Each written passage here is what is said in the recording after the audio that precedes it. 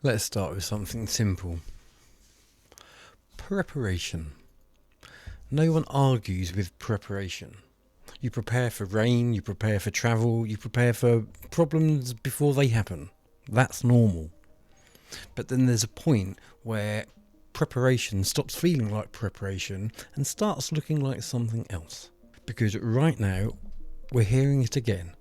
Pandemic preparedness. New frameworks, new global coordination, new systems being built just in case. And the message is always the same. We need to be ready for the next one. Fine. But here's where the question never really gets answered. The next what? Because when systems speak with that level of certainty, it doesn't just sound like caution, it sounds like expectation. Now, this isn't new. We've seen this pattern before. Not just with pandemics, but with the bigger events in modern history, like, September the 11th, and more specifically, Operation Pegasus. So let's break that down.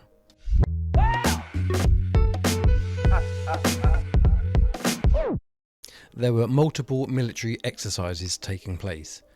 Simulations involving hijacked aircraft, air defence systems running scenarios that looked very familiar, very close to what was actually unfolding. Inside air defence systems, there were moments of confusion, not about what to do, but about what was real. Controllers asking, is this part of the exercise or is this real world? Now, pause there, because that's not about conspiracy. That's about overlap. Simulation and reality happening at the same time. You can call that coincidence. That's the standard explanation. But it's a very specific kind of coincidence. One where the rehearsal and the real event mirror each other closely enough to blur the line. Now, hold that thought, because this is where things connect directly to today. Before COVID, there was a simulation. It wasn't vague, it wasn't general, it was detailed, it was structured. A full-scale pandemic exercise, often referred to as Event 201. They mapped it out. How the virus spreads, how governments respond, what messaging is used, what restrictions are introduced, economic impact, social response, information control, all of it. Then, months later, the real pandemic begins. And suddenly, the systems are ready, the language is ready, the structure is ready. And again, that's what preparation is supposed to do. That's the defence. But here's where some people at least start noticing the pattern, because it isn't just we prepared, it's we rehearsed something very specific and then something very similar happened. Now put the two side by side. Pegasus, pandemic simulations, different domains, the same structure. Simulation, the event, then execution of pre-built responses. That's the pattern. And the key point to all of this, what simulations do to systems, because when you rehearse something repeatedly, you don't just prepare for it, you build around it. You create protocols, chains of command, legal frameworks, communication strategies. You build infrastructure. So when something happens, you don't stop and think, you don't debate from scratch, you go, run with the plan. That's not improvisation, that's execution. Now bring it back to pandemic preparedness today, because it's back, stronger, more coordinated, more global than ever before. Talks of international agreements, centralised responses, faster decision making, less delay, and it's all framed the same way. We need to act quickly next time. Which sounds reasonable until you realise speed removes friction, and friction is where questioning usually happens. Now, layer Pegasus into that understanding, because on 9/11, one of the biggest issues reported wasn't the lack of response, it was the confusion during overlap. Exercises running at the same time as real-world events. That overlap matters, because it shows something critical. Systems don't just prepare, they run live scenarios. And when live scenarios and real events align, you get something unusual. Not causation, but convergence. Now look at the pandemic situations through that lens.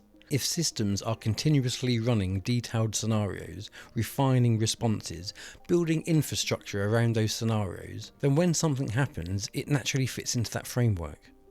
Not because it was created by it, but because the system was already shaped for it. And that's the uncomfortable middle ground. Because it's not chaos, and it's not randomness. It's structured response meeting real-world events. And over time, the structure becomes more defined, more powerful, more permanent. Because here's the part that doesn't get enough attention. These systems do not disappear. After 9/11, security infrastructure expanded, surveillance expanded, air travel controls expanded. After COVID, public health authority expanded, emergency powers expanded, digital tracking definitely expanded. And now we're building the next layer. Pandemic Preparedness 2.0. New agreements, new coordination, new authority structures. And none of that rolls back, it accumulates. So every time a simulation happens, it's not just preparation, it's development. You're upgrading the system. And so let's look at that sequence again. Pegasus, simulation overlaps reality, system responds, infrastructure expands. Event 201. Simulation precedes reality, system responds, infrastructure expands. Now, pandemic preparedness returns, same pattern. And it may all be coincidence, but maybe it's just responsible planning. But there's a reason why people keep pausing, not panicking, not jumping to conclusions, just noticing. Because at a certain point it stops feeling random and it starts feeling somewhat familiar. That's why people make jokes. Oh, where's my tinfoil hat? Because it's easier to laugh than it is to sit with a pattern. So strip it back. No conclusions, no claims, just observation. Simulation, event, expansion, repeat. Now here's something that didn't actually get much of a mention. No big headlines, no rolling coverage or constant reminders. But back in 2025, while people were still focused on the aftermath of COVID and ongoing pandemic preparedness discussions, there were deals being quietly made in the background, specifically around vaccines. And one area getting renewed focus was meningitis. On the surface, that sounds completely routine. Meningitis is serious. Outbreaks do happen. There's nothing unusual about that in isolation. But look at the timing. Because these agreements weren't happening on their own, they were happening alongside new global health frameworks, expanded preparedness strategies, and increased coordination between governments, pharmaceutical companies, and international organisations. And more importantly, they were happening in advance, not as a reaction, not in response to a crisis, prearranged. That's the detail that stands out. By 2025, what starts to become more visible is a shift towards preemptive procurement, vaccines being secured ahead of time, distribution systems outlined before they're needed, agreements signed before any large-scale escalation. Now that could easily be framed as efficiency, learn from COVID, don't get caught off guard again, more faster next time. That's the justification. But place that into the wider pattern. With Pegasus, you had the simulation environment already running when reality hit. With the pandemic preparedness, you had scenarios already mapped out before COVID.